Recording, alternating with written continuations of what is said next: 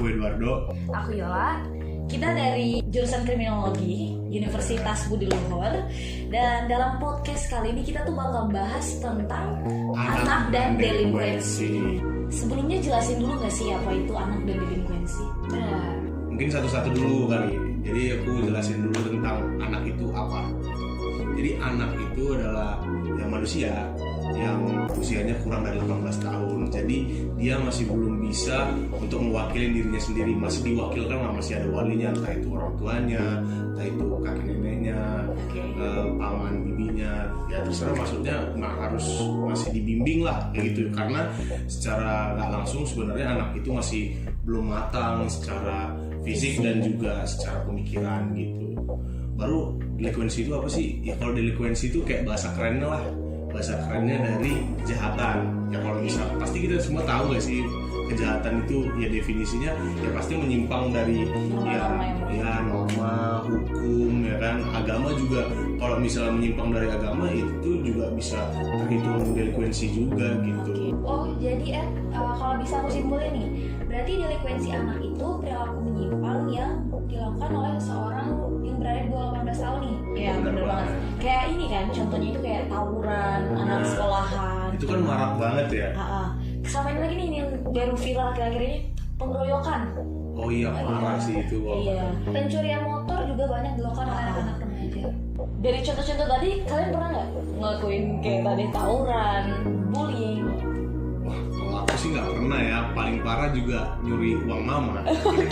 Oh aku juga sih. Karena kebetulan aku anaknya baik banget. Tapi itu nggak kehitung delinkuensi dong. Iya kan?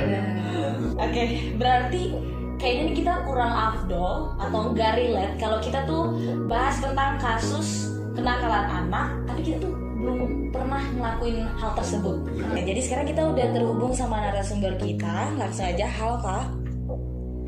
Ya halo. Boleh kenalin nama, terus sekarang kesibukannya apa, asalnya dari mana? Oh ya, sebelumnya selamat malam. Perkenalkan, nama saya Andre.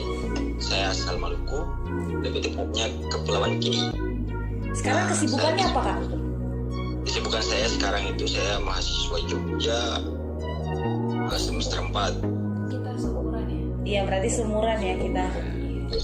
Seumuran. Ya kita santai aja ngobrolnya. Iya santai-santai. Iya.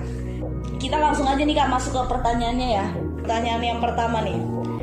Kenakalan apa aja yang pernah Kakak lakuin semasa Kakak masih di bangku sekolah atau masih masa remaja? Wih banyak. Oke, apa aja tuh Kak? Balapan, terus tawuran antar sekolah. Oke. Maling Ada yang paling parah nggak Kak? Aku tahu nih Bian yang paling parah apa? Apa tuh? Pasti maling hati orang.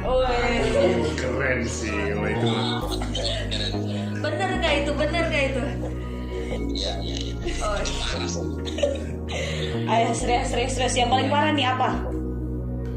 Kalau yang paling parah tuh aku tawuran antar desa lah. Oh, gitu ya. oke. Oh iya, soalnya kan di daerah timur ya. Soalnya aku juga kayak pernah dengar kalau orang antar suku itu antar kampung tuh kayak sering terjadi ya Kak kalau di sana. Masih rawan ya? Iya. Tapi sekarang udah enggak lagi kan. Oh iya. Oke, kita lanjut pertanyaan berikutnya nih Kak.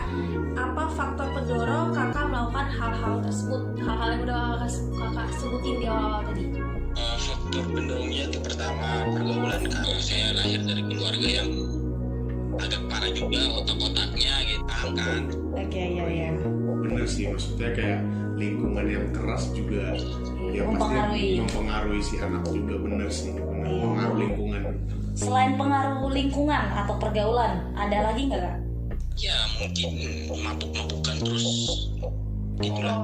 Ya pengaruh lingkungan, kesulut emosi ya, emosinya berapi-api gitu. Jadi sih itu paham sih kalau misalnya orang-orang yang temperamen habis itu dikasih sulut alkohol juga kan, dipancing-pancing, dia pasti marah sih, bener.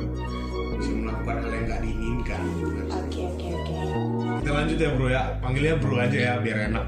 Pertanyaan yang berikut, apa sih pengalaman yang paling pahit yang pernah bro rasakan pas lagi melakukan kayak kejahatan, bukan kejahatan lah ya, kalau itu kejahatan kayak terlalu berat, terlalu kasar, kayak kenakalan remaja dulu, pengalaman pahitnya apa sih? Misalnya mungkin dipukulin warga waktu lagi maling ayam kan, ketahuan kan kita nggak tahu ya, atau bahkan masuk polisi nih. iya mungkin itu paling berat lah. Apa sih? Oh, yang paling berat yang buat saya sampai sekarang itu masih mikirin lah hal-hal itulah. Yang pernah terjadi itu perang antar kampung sih. Orang tua kita tuh udah nggak pusing sama kita, jadi kita mau ambil golok, mau ambil parang, mau panah juga, ya kita ikut serta gabung, mau kecil besar semua ikut. Oh berarti kayak ada aspek pembiaran juga ya? Karena kita lihat dari permasalahannya apa dulu kan, nggak mungkin orang tua mau kasih kita lakukan hal-hal yang model kayak gitu tanpa ada permasalahannya. Oh berarti harus jelas lah, maksudnya pergi berperang juga harus tahu sebabnya apa gitu ya. Terus waktu itu masalahnya tuh ya masalah lumayan besar lah, melibatkan keluarga lah gitu, melibatkan keluarga di kampung. Terus kita pokok hantam di situ kan. Nah terus aku dipanah dari betis. Jadi cukup membahayakan juga ya, maksudnya nyawa juga terancam, emosi seseorang juga dipermainkan gitu ya. Lumayan juga ya, maksudnya efek samping yang ditimbulkan dari konflik-konflik antar kampung, antar daerah ini ya. Iya. Baru tadi ada ini nih, maksudnya konflik antar kampung, antar daerah itu kan termasuk gede juga ya. Maksudnya ada nggak sih dari pihak pemerintah kayak polisi lah misalkan, ada nggak mereka itu kayak menanggulangi lah jangan sampai ada korban kayak bro tadi alami gitu? Apalagi kakak kan kalau dibilang jatuhnya masih di bawah umur lah ya. Terus ikut perang atau konflik antar daerah kayak gitu, itu gimana kak? Kalau respon dari mereka sih, mereka marah ya, udah pastilah pemerintah pasti marah. Tapi kita lihat dari sisi permasalahannya dulu gitu. Kan coba kalian cari tahu aja, ntar kalian cerita kalau gak percaya. Itu di sana itu dua permasalahan saja yang buat sampai kita bunuh-bunuhan gitu. Itu yang permasalahan pertama itu batas tanah sama saudara perempuan. Nah waktu kita masalah itu masalah saudara perempuan. Jadi saudara perempuan kita itu dihamilin orang. Nah gitu. Terus kita nggak terima baik, dari pihak kita tuh nggak terima baik. Terus dia nggak mau bertanggung jawab, makanya kita ribut. Jadi itu kan di kampung nih, jauh dari kantor polisi. Nah jadi ya, berarti kontribusi dari polisi juga kurang ya, maksudnya untuk menanggulangi masalah yang tadi. Dan polisi datang juga udah ada korban gitu kan, udah terlambat. Oh jadi pas udah selesai, udah banyak korban nyawa itu baru mereka ini ya datang. Oke, kita lanjut ke pertanyaan berikut. Ada nggak orang-orang terdekat yang tahu kalau kakak itu pernah melakukan kenakalan tersebut, kayak contoh orang tua atau pacar mungkin? Sebenarnya tuh banyak sih orang-orang terdekat, cuman yang berkontribusi banyak di kehidupan aku tuh dari mama sih, mamaku. Mama tahu kalau kakak pernah melakukan hal tersebut? Tahu, terus kan aku orangnya keras juga kan, nggak mau dengar anak. Ketika di saat aku dihantam pakai panah itu, aku dibawa ke rumah sakit, terus mama aku nangis.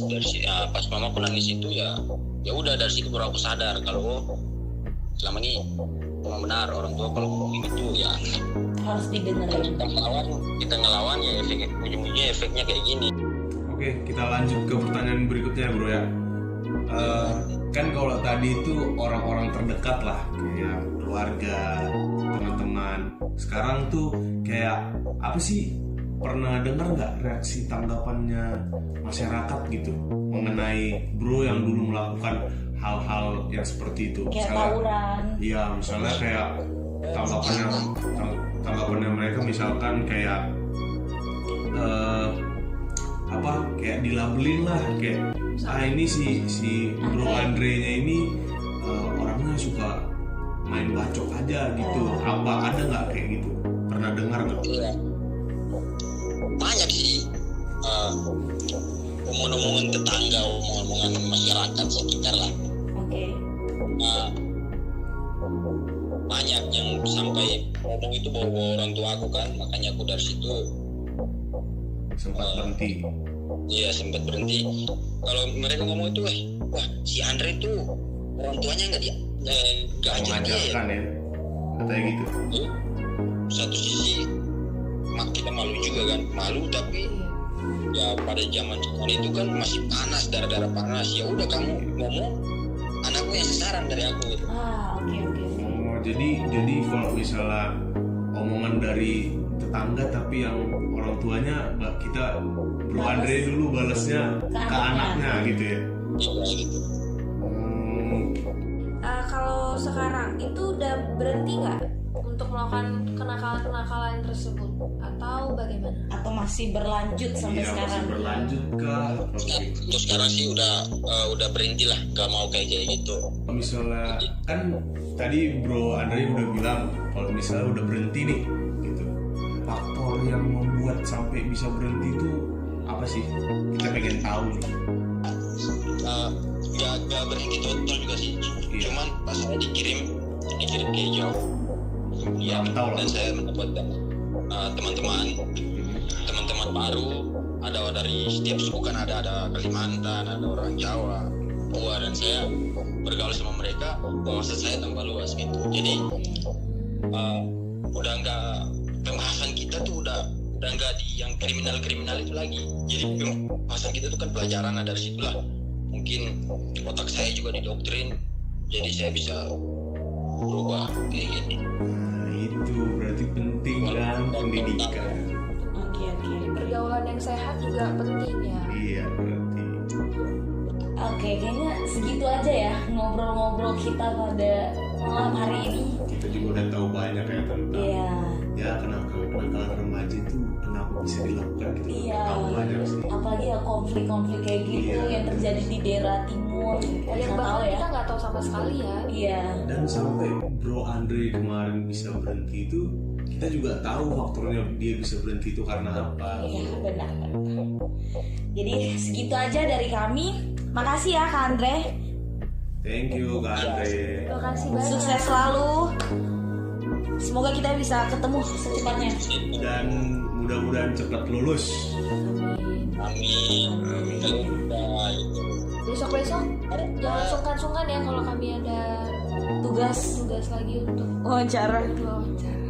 Ya, nantilah aku ajak teman-teman yang lebih brutal lagi dari aku. Oke. Boleh. Iya kan? Iya. Oke, bye-bye Kak. Terima kasih Thank you banyak bro Kak. Andre. Telah mengganggu waktunya. Semoga seterusnya narasumber kita ya tetap lurus ya jalannya, nggak belok-belok. Iya. Dan mungkin yang masih melenceng dari jalan juga bisa mendengarkan podcast kita dan langsung Tadi lurus influence, jalannya, ya, ikuti iya, jalan yang iya, lain gitu ya. Iya, Benar-benar. Kan itu tujuan dari podcast kita ya. iya benar. Selain mendapatkan nilai yang baik ya, mudah-mudahan didengarkan sama dosen kita. Selain karena itu juga kita mau ngasih hal yang baik lah buat orang-orang di Orang yang sekitar, mendengar. orang yang mendengarkan kita. Oke. Mungkin sekian ya dari kita. Iya. Langsung ya kita tutup. Thank you buat yang dengar. Benar. Semoga bermanfaat. Ya, semoga Ditonton sampai habis, didengar sampai habis ya. ya, semoga apa yang kita udah bahas dari tadi itu bisa Didapat benang merahnya. iya didapatkan apa yang baik, apa yang buruknya dibuang. Karena jujur kita bertiga juga di sini mendengarkan tadi dari narasumber sampai kita simpulkan sendiri, kayak kita tahu lah apa yang baik, kita udah nangkep lah. Iya, benar. Semoga yang mendengarkan juga mendapatkan lah apa yang kita dapat juga ya. Iya, benar. Oke, mungkin segitu aja dari kita. Kurang lebihnya ya mohon maaf. Jangan lupa Sampai jumpa. like, comment, dan subscribe. Oke, sampai jumpa di podcast selanjutnya. Bye bye. I'm an icon, man. I'm a girl about a 10. I should fuck her in a